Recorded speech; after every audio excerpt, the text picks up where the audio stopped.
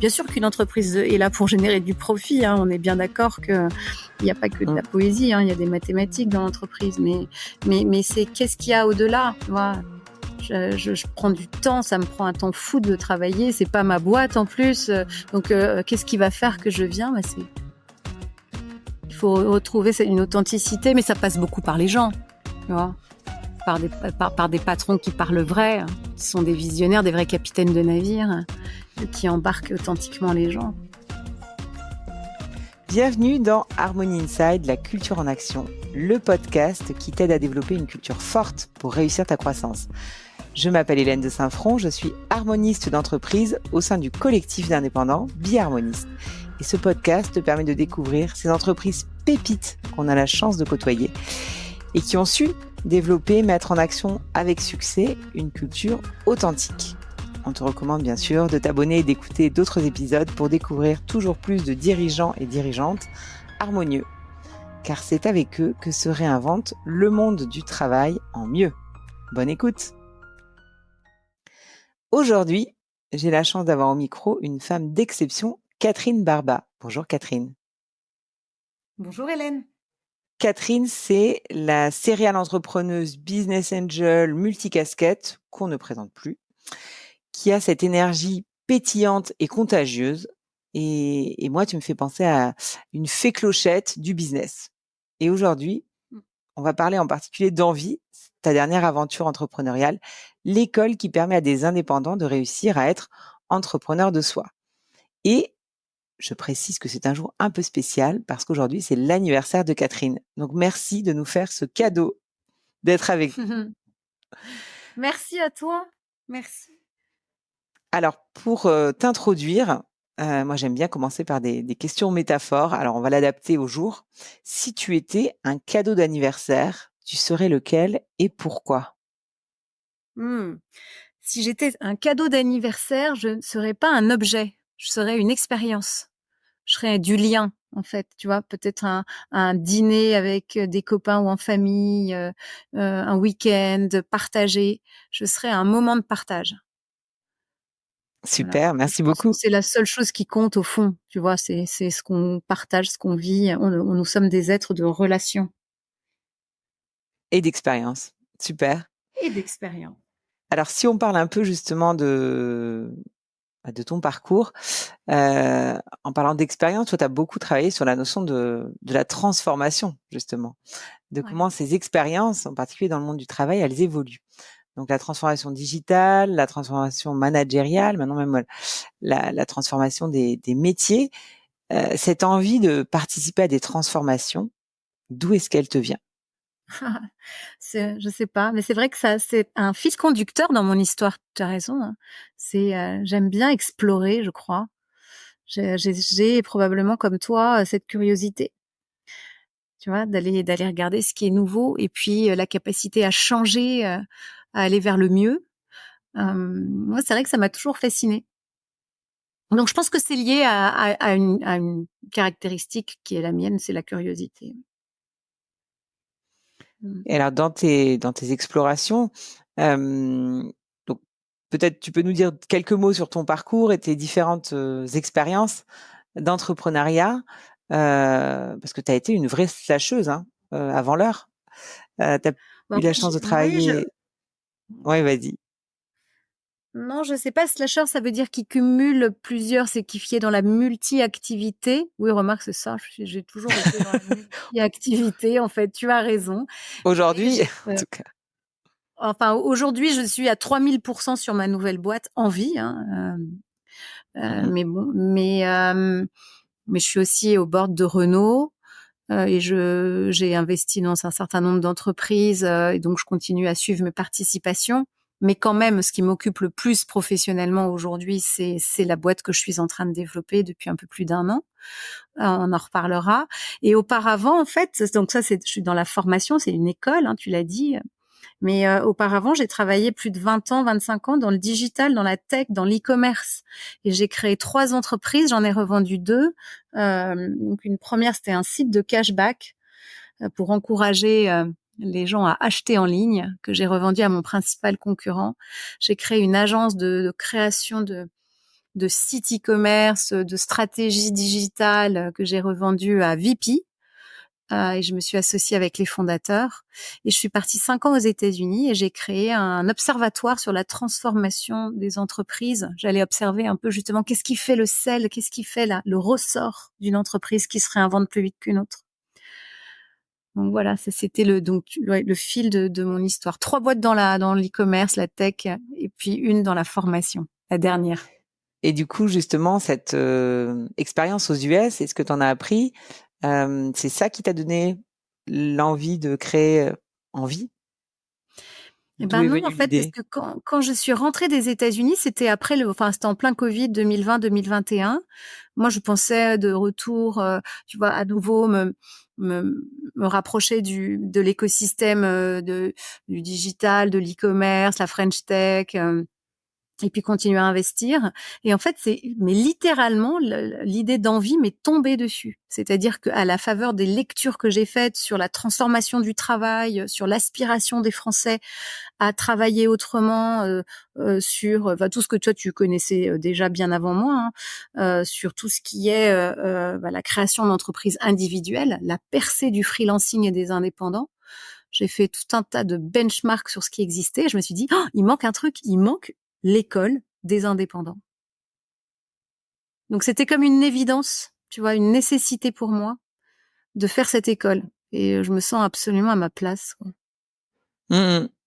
Effectivement, c'est un vrai besoin et une tendance qu'on observe. C'est vrai que nous, on s'est lancé il y a 10 ans, on était un peu tout seul. Et aujourd'hui, il y a plein d'indépendants qui viennent frapper à la porte du collectif en disant: «Ah, j'ai envie de me lancer en tant qu'indépendant, je cherche un collectif. Ah, j'ai envie d'être indépendant». Et c'est fantastique de pouvoir effectivement accompagner toutes ces personnes qui souvent font un saut dans l'inconnu. Et tu vas nous parler un petit peu plus du coup de comment vous les accompagnez. Alors juste, puisqu'on va parler de culture d'entreprise, hein, en particulier celle d'Envie, mais aussi celle de toutes les autres entreprises que tu as pu connaître. Quand je te dis culture d'entreprise, qu'est-ce que ça évoque pour toi? Le mot qui me vient en tête, c'est récit. Pour moi, une culture d'entreprise, c'est un récit. C'est l'histoire que tu racontes, en fait. C'est ce qui nous lie. C'est la. J'ai beaucoup travaillé sur la diversité quand j'étais aux États-Unis, notamment, mais au fond, la vraie question aujourd'hui, c'est qu'est-ce qui fonde le sentiment d'appartenance? Tu vois, comme dans une famille, un groupe de potes, quelque chose qui est fort, qui est pas simplement un lien cérébral, mais aussi un lien du cœur. Et donc cette culture, ce sont des rituels, des règles, des pratiques inclusives, de la reconnaissance qui font que tu te sens bien, tu te sens chez toi, tu es aligné avec ton axe de vie, en fait. Mmh mh. Et alors justement, est-ce que Qu'est-ce tu que peux tu nous donnerais, toi, comme définition de la culture d'entreprise? nous, ce qu'on dit, c'est les bords du terrain de jeu, dans lequel tu vas pouvoir du coup, jouer. C'est le terrain de jeu et les règles du jeu. C'est-à-dire, il faut, les 4 coins du terrain, c'est ta raison d'être, tes valeurs, ton ambition, où est-ce que tu veux aller et puis ta proposition de valeur. Qu'est-ce que tu apportes finalement, concrètement à tes clients? Et de là va découler un cadre super clair dans lequel, chacun peut jouer et peut jouer comme il le souhaite. Mmh. Nous, c'est ça qu'on met dans la Mmh. culture et je te rejoins tout à fait sur le fait que c'est ça qui va faire que, je décide d'appartenir ou pas. Je suis libre d'être dans le terrain ou de pas être dans le terrain, mais si je suis dans le terrain, bah, voilà, on va jouer ensemble avec ces règles du jeu et elles sont claires et Ouais, ça c'est ça, apporte ouais.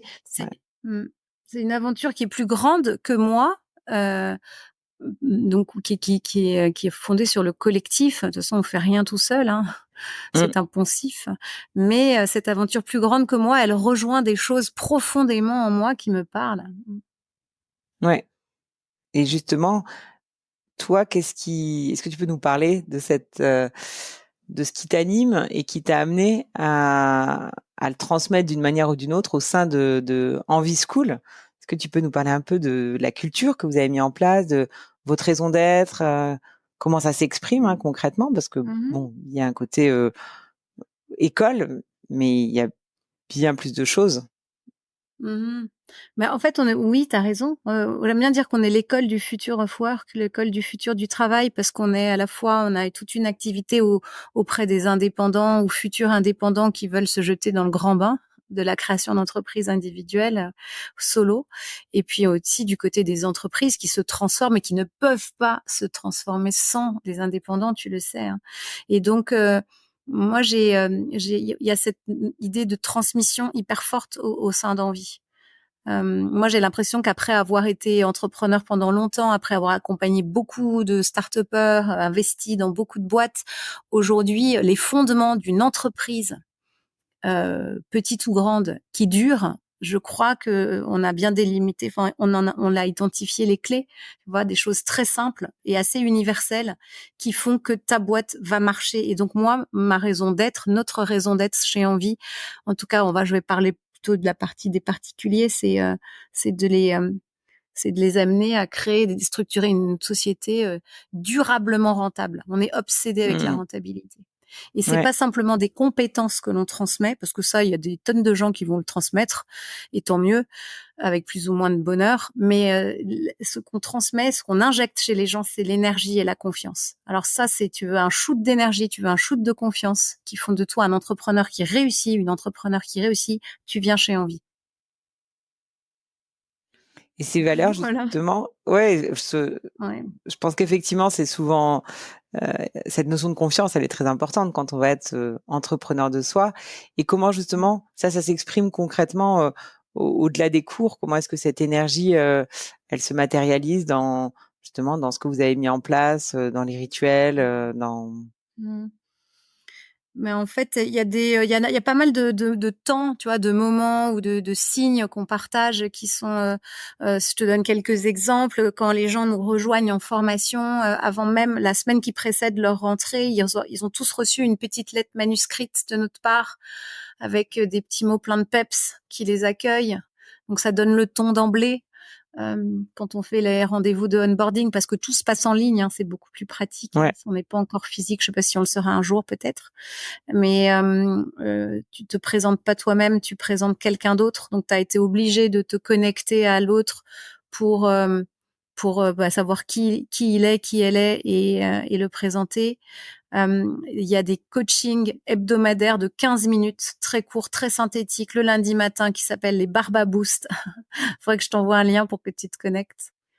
Et donc, quand tu intègres l'école et la communauté Envie, c'est en tant que giver. Ouais. J'arrive pas à le dire en français, je sais pas comment on peut trouver des mots. C'est toujours plus simple en anglais, hein, t'as remarqué? En fait, l'anglais a la merveilleuse faculté d'avoir 500 000 mots contre, je crois, 100 000 à peu près dans la langue française. Donc la langue française, on est obligé de jouer avec les mots, alors qu'en anglais, il y a un mot pour chaque chose. C'est pratique. Mais du coup, c'est effectivement, il y a moins Riche. de possibilités de jeu.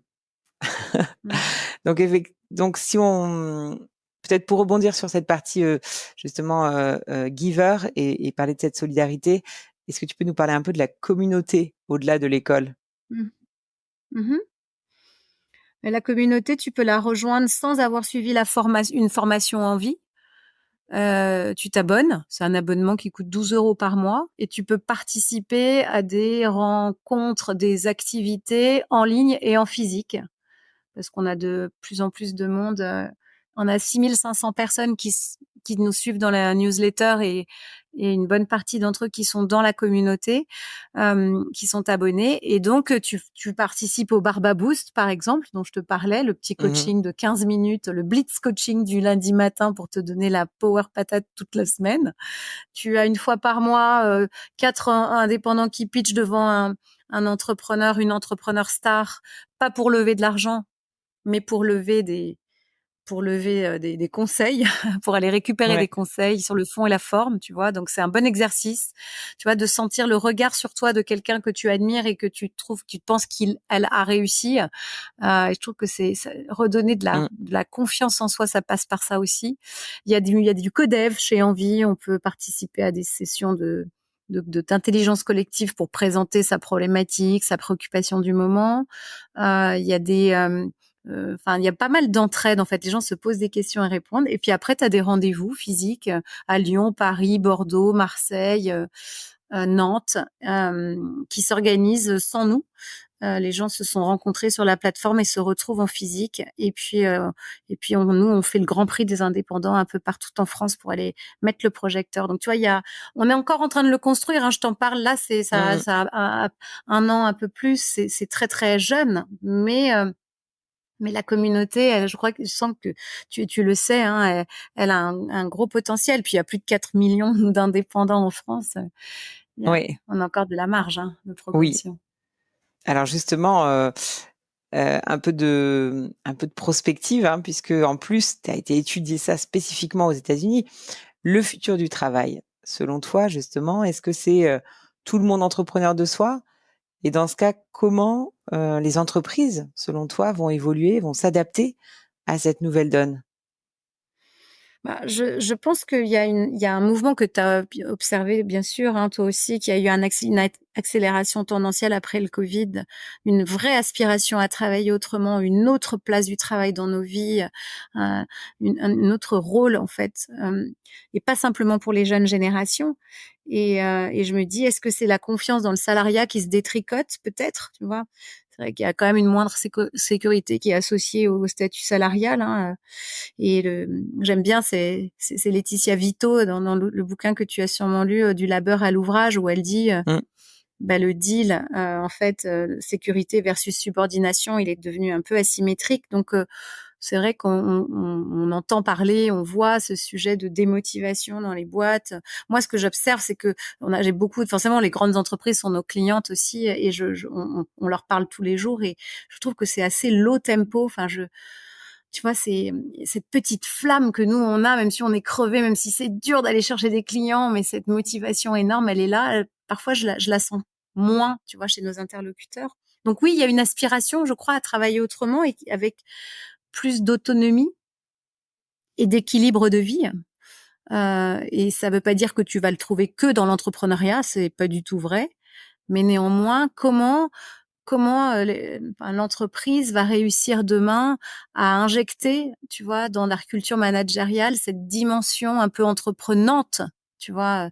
C'est pas entrepreneurial, hein, il s'agit pas de faire Mmh. des entrepreneurs à l'intérieur, ça j'y crois pas du tout, mais c'est plutôt comment en fait on t'injecte cette capacité à décider et agir à la manière des entrepreneurs, donc avec un peu plus d'autonomie. Ça m'a Ouais. l'air d'être un bon levier, quoi, hein. Mmh. Et ça justement, aujourd'hui, tu sais, on entend beaucoup, et nous, on le voit chez certains de nos clients, bah, de toute façon, les gens veulent plus travailler. Les jeunes en particulier, ils sont désengagés et cetera. Donc, selon toi, pour donner justement cette énergie, cette, volonté d'être, entreprenant, qu'est-ce qu'est-ce qu'il faut activer comme levier en Je sais particulier, pas si c'est vrai que les jeunes veulent pas travailler. Toi, tu as ce sentiment? Tu vois, je sais pas trop. J j'ai ce retour. J'ai une amie de New York là qui organisait chez moi il y a la semaine dernière une rencontre qu'elle fait souvent chez elle aux États-Unis. Elle prend 20, 30 jeunes d'une vingtaine d'années, puis elle fait intervenir 6, 8 adultes, entrepreneurs ou pas, puis qui racontent leur parcours et surtout ce qu'ils ont appris et ce qu'ils ont à l'intérieur d'eux. Et moi, ces jeunes là que j'ai rencontrés, ils m'ont donné énormément de patates, quoi. Je les ai trouvés pleins d'envie, tu vois, furieusement Mmh mh. désireux de se réaliser dans le boulot, et avec beaucoup de questions, mais pas à se dire je m'en fous du boulot. Enfin, je peut-être que c'est une tendance, mais j'arrive pas à me dire que enfin à l'asséner comme une vérité pour beaucoup. Non, je sais pas. Qu'est-ce que t'en penses? Alors c'est vrai que moi je me fais plutôt l'écho d'entreprises qui nous ont dit: «Voilà, on n'arrive plus à recruter» ou les jeunes qu'on recrute, ils font du, 9h-17h. Si on leur dit pour le moindre truc qu'on a besoin d'eux un peu plus tard, personne n'est là, ils sont enfin c'est vraiment ils font le minimum vital, ils sont pas du tout engagés. Donc ce qui est intéressant, c'est que moi là où je te rejoins, je pense que les jeunes, bah, comme tout jeune à chaque génération, ont énormément d'énergie, d'envie, donc qu'est-ce qui selon toi, quel levier on peut activer dans les entreprises pour redonner de l'envie, redonner cette énergie? Mais ouais. En fait, j'ai l'impression, moi, si tu veux, je le vois à ma petite échelle, on a une toute petite boîte, mais on recrute aussi des jeunes, des stagiaires, et ceux qu'on garde, c'est ceux qui ont cette petite flamme à l'intérieur. Ils sont motivés, ils ont envie de faire, ils ont envie de faire des efforts, ils ont envie d'apprendre, ils ont envie de donner, ils ont envie de faire plus que ce qu'on leur a demandé. Et ça, c'est parce que quand on leur parle du projet en vie, de ce qu'on veut faire, de notre ambition, de la façon dont on veut prendre soin des gens, ben ça leur parle, tu vois. Et il me semble que ce moteur-là, il n'appartient qu'à toi. C'est j'ai envie, c'est une question de désir profond. Sur la partie, effectivement, engagement, désengagement, c'est comment est-ce que on partage justement cette flamme, cette envie. Tu disais, bah, nous, on a un projet qui est chouette et du coup, les gens, ils sont sensibles. Voilà, quels sont les moyens de donner envie, d'avoir envie. Mmh. En fait, ça me fait penser à ta question. On a fait travailler des chercheurs en neurosciences pour essayer d'identifier qu'est-ce qui faisait la fibre entrepreneuriale. Qu'est-ce qui faisait? Est-ce que si on devait dire qu'est-ce qui caractérise un entrepreneur, eh bien, décrivez-le et est-ce qu'on peut être cela dans l'entreprise? Et au-delà des compétences, qui sont un sujet un peu à part, mais qui se musclent et qu'il faut évidemment travailler toute la vie parce que c'est pas un stock, c'est un flux. Mais ce qui caractérise profondément les entrepreneurs, finalement, c'est la motivation, c'est ta envie, ce projet qu'on me confie, auquel je participe, il me plaît, il me parle. Je veux avoir partie liée, je veux en voir les fruits. Donc c'est là, c'est ce petit moteur en soi, et ça que personne d'autre que toi ne peut générer. Et Mmh. puis il y a l'entourage. Tu vois, les gens autour de toi qui te stimulent, qui t'épaulent, qui te challengent, qui te motivent, qui sont le miroir de tes actions. Enfin, et donc ça, peut-être sûrement en entreprise, tu trouves des gens comme ça dans des grandes boîtes. Quand c'est ton aventure entrepreneuriale, ton projet, peut-être que c'est accru par rapport aux plus grosses boîtes, j'en sais rien. Mais en tout cas, il y a 4 dimensions. Mais les neuroscientistes ont dit, voilà, un entrepreneur, c'est quelqu'un qui a vraiment ce petit moteur, cette flamme, cette motivation très forte, et puis qui a des ressources, notamment extrinsèques, l'entourage. Et ça Mmh. joue beaucoup dans le fait d'avoir envie de t'investir. Ouais. Donc effectivement, c'est intéressant. Ça veut dire que pour les entreprises, il y a effectivement des leviers à activer pour créer ce fameux entourage de personnes qui sont Mmh. motivantes, pour créer ces projets enthousiasmants qui parlent aux gens, pour générer Oui, ce désir, cette oui. envie. Bien sûr. Et puis là, une autre chose qui était dans ce volet des compétences, c'est une entreprise qui m'aide à me déployer, à apprendre, à grandir, qui investit sur moi, sur mon talent. Bien sûr que ça me lie à elle. Tu vois, Mmh. je pense qu'il y a cette dimension de formation continue qui est très très importante. Ouais. Et tu parlais au début de notre entretien de cette notion d'expérience, cette notion de lien, de moments de partage, et heu et tu parles régulièrement d'amour. Comment est-ce que ça, justement, ça peut se développer au sein d'une équipe, d'une entreprise? Peut-être comment vous le mettez en œuvre déjà rien qu'à à votre échelle, dans votre équipe, dans V-School? Mmh. Mmh. Il y a des, c'est peut-être plus simple dans une petite entreprise parce que tu es proche du fondateur, de la fondatrice, et qu'il y a pas cette idée de je dois endosser un costume où ma fonction dépasse ma personne humaine quand j'arrive dans la boîte. Moi je travaille avec mes amis, des amis du cœur, et ce sont les mêmes en dehors du boulot et quand on est en train de travailler, et cet état d'esprit de transparence est toujours là. Il me semble que dans une plus grande entreprise, parce que le regard des autres importe plus, parce qu'il y a cette idée de statut, et on se drape dans quelque chose, on est un peu moins soi-même. Donc c'est peut-être plus difficile, tu vois, parce qu'il y a un rôle social, c'est un peu la comédie humaine quelque part, hein. Mais comment est-ce que j'arrive dans une grande entreprise à être pleinement moi-même, à montrer qui je suis? Enfin, est-ce que c'est possible d'ailleurs? J'en sais rien. J'ai Mmh. jamais travaillé dans une grande entreprise. Sinon avec une casquette d'administratrice ou en conseil, tu vois. Mais je pense que ça, c'est une donne qu'il faut pas sous-estimer. Et qu'est-ce qui fait que tu te sens capable de te montrer tel que tu es? C'est que tu as travaillé ta confiance en toi. J'ai confiance en moi, je suis conscient de ma valeur, et je n'ai pas peur finalement du regard de l'autre. Donc il y a un travail là-dessus, je pense. Si Mmh. je travaillerais volontiers la confiance. D'ailleurs, c'est ce qu'on fait chez Envie. On fait des formations pour la confiance des managers. Du coup, pour des managers également dans les grandes entreprises. Ouais, c'est ça, confiance et énergie, en fait. Tu vois, pour Mmh. donner justement ce niveau d'énergie, parce qu'il en faut, purée, pour se réinventer. Il en faut de l'énergie pour bouger les lignes de sa boîte, pour ramener les gens dans un projet commun, parce qu'on a quand même tous un peu un sentiment d'effondrement imminent, hein. Je sais pas si tu l'as aussi, mais j'ai l'impression que c'est un peu la fin d'un monde qui arrive. Il y en a peut-être un nouveau qui nous attend et c'est chouette. Ça tombe bien, on est en train de le construire, mais quand même, Ouais. il y a plein de signaux d'effondrement. Donc, je comprends les plus jeunes, tu vois, qui sont là. Bon, donc il faut de l'énergie pour leur montrer que il y a aussi de belles choses. Ouais. Ouais.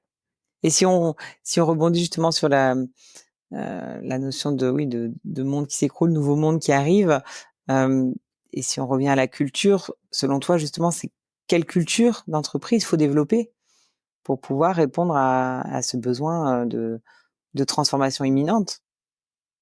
Mais Qu'est-ce que toi tu c'est as pu voir? une entreprise utile, non? Une entreprise dans laquelle j'ai le Mmh. sentiment que je participe à réparer quelque chose ou à construire quelque chose de plus positif, tu vois?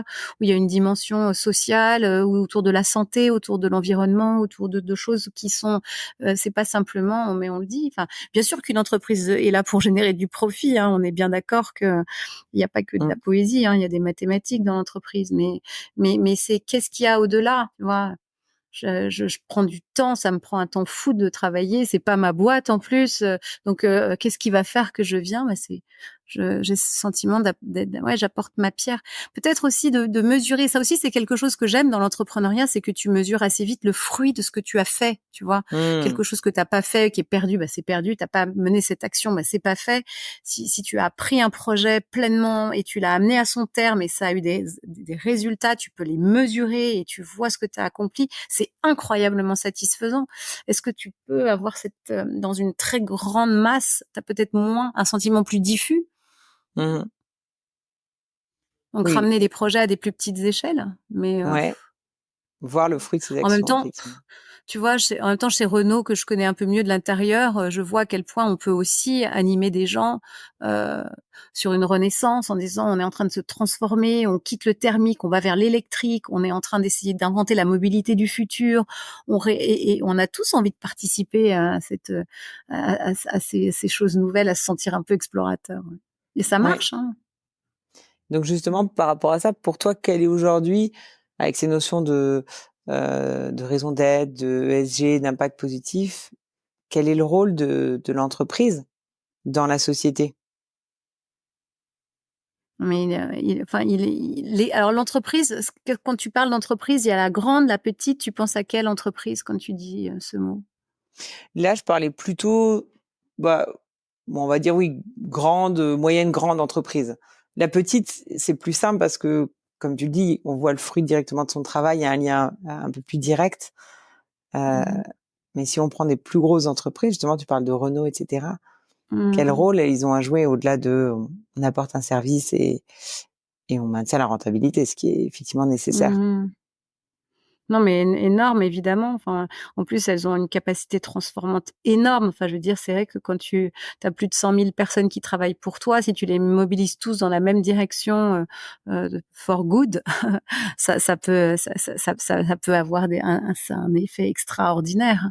Voilà, donc, non, je pense que l'entreprise, ça peut être un lieu, tu vois, de réalisation, mais enfin, surtout les grandes entreprises. Après, moi, celles que je connais, je saurais pas te dire quelles sont celles qui ont une posture, qui communiquent sur des choses, et puis qu'est-ce qui se passe véritablement, on n'en sait rien. On n'apprend rien quand on lit la presse, hein.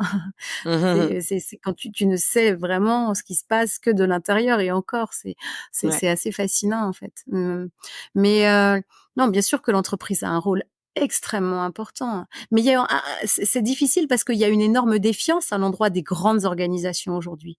Tout ce qui est ouais, grande entreprise, tu vois, les syndicats, les partis politiques, l'État, enfin tout ça, on a plutôt tendance à donner sa confiance à ce qui est proche et petit, et court. Et donc, c'est pas évident. mmh, Il faut retrouver une authenticité, mais ça passe beaucoup par les gens, tu vois, par des patrons qui parlent vrai. qui sont des visionnaires, des vrais capitaines de navire et qui embarquent authentiquement les gens, quoi. Et oui.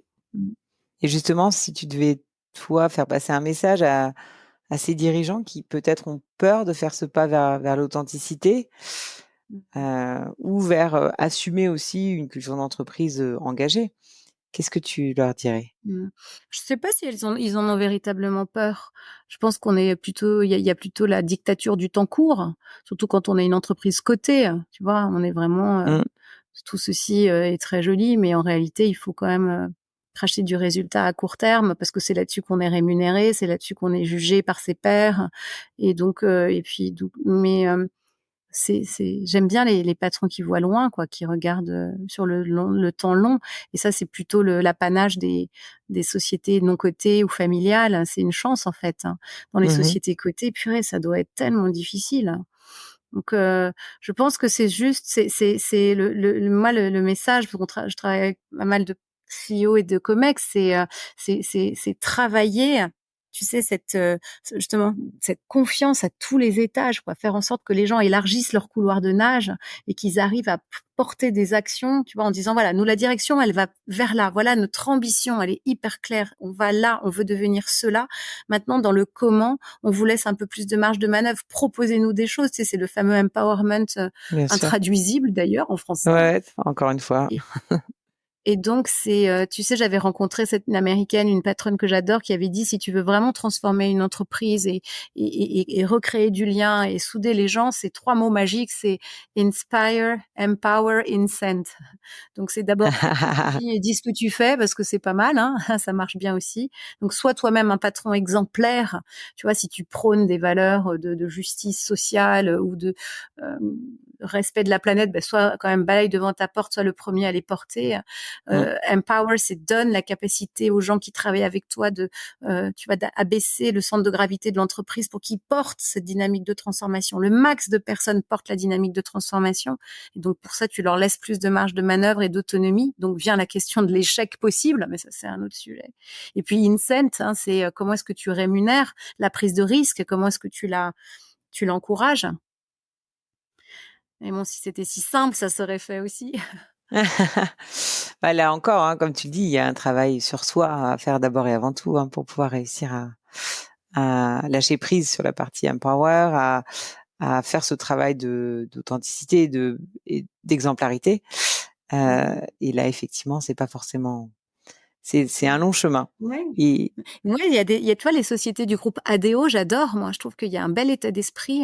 Tu vois, si ouais, j'étais salariée dans l'âme, j'irais bosser chez Leroy Merlin, Decathlon, qui habite à ouais. Paleuil. J'adore ces boîtes parce que je trouve que d'abord, on y est un peu en famille. Les gens sont assez eux-mêmes. Et puis, il y a cette idée d'embarquer tout le monde. Tu vois, on co-construit la culture, on écoute beaucoup les gens. Il y a beaucoup de feedback Mm. et on écoute beaucoup les clients. Je trouve que c'est une belle culture, hein. Ouais, je suis entièrement d'accord avec toi et ils font effectivement partie de nos modèles qu'on cite Mmh. souvent sur des entreprises qui ont réussi à une grande échelle à mettre en place et à Mmh. vraiment incarner des cultures fortes. Mmh. Exactement. Chez Et Mazars aussi, avec qui je travaille beaucoup en ce moment, je trouve qu'il y a une vraie belle dynamique, hein. Ils sont dans l'innovation RH à fond. Ils sont en train de se dire que si on veut attirer les meilleurs et pas les deuxièmes couteaux du conseil, et ben c'est pas mal de proposer aux gens de dire si tu viens chez nous, tu peux avoir ton side project, tu peux développer ta propre boîte parce que, comme dit le proverbe chinois, il faut laisser la cage ouverte pour que l'oiseau revienne. Et donc, si tu as la possibilité, tu vois, de te réaliser autrement que dans un boulot qui est une entreprise que tu n'as pas fait toi-même, bah, c'est bien. Ça, c'est peut-être un gage. Ça, cette permaculture d'entreprise, ils y croient et ils Mhm. l'encouragent. Et il y a une charte. Ils ont changé les contrats de travail. Enfin, je trouve qu'il y a plein d'innovations RH en ce moment. Super Et c'est intéressant. ça qu'on traque avec envie, ouais. Ouais. Mmh. Et du coup, justement, pour reboucler sur ces entreprises inspirantes pour toi, donc là, sur la partie, pour terminer sur le note positive sur l'effondrement potentiel, pour toi, justement, ces entreprises, elles représentent le futur souhaitable?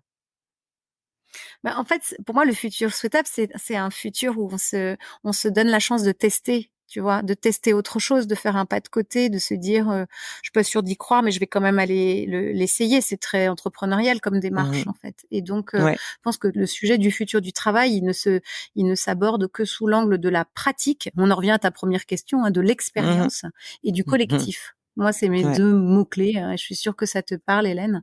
Et donc, je me dis, aujourd'hui, c'est pour ça, nous, on a créé un do tank. C'est pas un think tank. C'est un collectif d'action avec pas mal d'entreprises et on espère en accueillir beaucoup d'autres dans les mois et les années à venir. C'est le futur du travail dans toutes ses composantes. Il faut pas le regarder ou y penser, il faut l'expérimenter, hein. Moi, j'aime bien dire, ça fait 30 ans que je regarde Roland-Garros, je n'ai pas progressé au tennis. En revanche, sur la transformation des entreprises ou même de la mienne, je l'ai fait et c'est là comme ça que j'ai appris. Donc oui, je crois que ça s'expérimente collectivement, hein. Et alors peut-être justement pour reboucler une dernière fois sur Envie School, si tu devais donner un message pour le coup là à des personnes qui de la même manière se posent la question de est-ce que je dois continuer mon travail salarié ou sauter le pas pour devenir indépendant? Est-ce que ce serait la même chose? Tu leur dirais de tester? Je pense qu'il faut être très pragmatique dans la vie. Il faut jamais lâcher la proie pour l'ombre, hein. À moins d'avoir gagné au loto, auquel cas tu peux tout lâcher et puis tester des boîtes et si ça marche pas, c'est pas grave.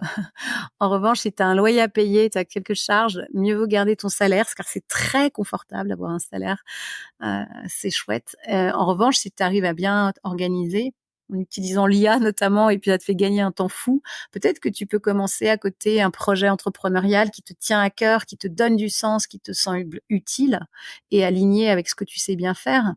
Et puis tu vas regarder si ça correspond à un besoin, un truc pour lequel des entreprises ou des individus seraient prêts à payer, et peut-être qu'il y a un modèle économique, et peut-être que tu sais aller chercher des clients. Enfin, en fait, il faut y aller pas à pas, hein, je pense. Et puis à un moment, tu te dis, c'est ça, c'est mon histoire et j'y vais et puis je vais pouvoir en vivre. Mais pour le faire, il faut être hyper entouré, quoi. Il faut être bien entouré. Ouais. Super. D'entrepreneurs, quoi, pas d'experts, hein, d'entrepreneurs. Ouais. Eh oui, c'est ça, d'avoir cette énergie et puis comme tu le disais, cet entourage qui va soutenir, qui va permettre de grandir, qui va motiver. Oui, c'est ça. Ça tu le vois toi-même, hein, c'est ça la clé, en fait. Et puis des gens qui ont fait le chemin avant toi, tu gagnes un temps fou. Tu vois, Bien sûr. quelqu'un qui va te dire, voilà, là, c'est pas prêt, t'arrives pas à faire ça, mais c'est normal, tout va bien. Et donc, ça détend tellement, ça déculpabilise tellement. On se met une telle pression, en fait, tous, hein. Oh, c'est fou. C'est fou parce que c'est quand même que du boulot au final, hein. Non, mais tu vois, quand tu traverses, moi, je vois, autour de moi, des amis proches à qui il arrive des pépins de santé, des choses vraiment tristes et vraiment graves. Et à un moment, tu prends un recul quand même. Tu te dis, bon, effectivement, tout ceci, mais même l'innovation. Moi, j'ai toujours beaucoup de distance, tu vois, par rapport à. J'oublie jamais que je vais mourir, en fait, et j'oublie jamais que tout ceci qui est très éphémère. Et donc, ça permet aussi de se dire, de garder une distance. Hein. Bien sûr, de prendre. Et c'est une bonne chose. Un peu de recul, bien sûr. Quand on voit toutes les personnes qui, parce qu'elles s'abîment dans les 2 sens du terme dans le travail, terminent en burn-out. En n'ayant pas justement ce pas de recul de dire trucs qui te tombent dessus, une tumeur au cerveau que tu n'avais pas c'est ça. anticipé et bum, Et là, il y a encore 2 jours, tout allait bien et puis tout d'un coup, tu te rends compte que ta vie bascule.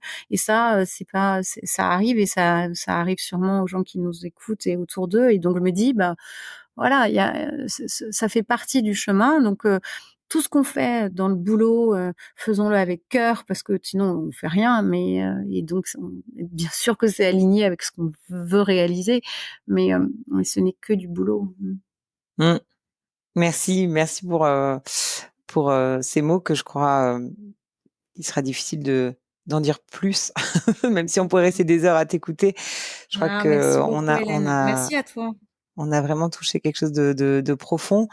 Je retiens effectivement cette notion de l'importance de s'entourer, l'importance de l'expérience et effectivement de considérer son travail comme une expérience, même si ça doit pas être le centre de notre vie. C'est important de cultiver cette flamme et de trouver vraiment, comme tu disais, ce qui nous anime, ce qui est notre désir profond et de travailler surtout, je retiens ce mot que tu disais, de la confiance à tous les étages. Merci beaucoup, Catherine. Merci, Hélène. Merci bien. À bientôt, j'espère. À bientôt. Merci d'avoir écouté cet épisode jusqu'au bout. Si vous êtes là, c'est sans doute que ça vous a plu.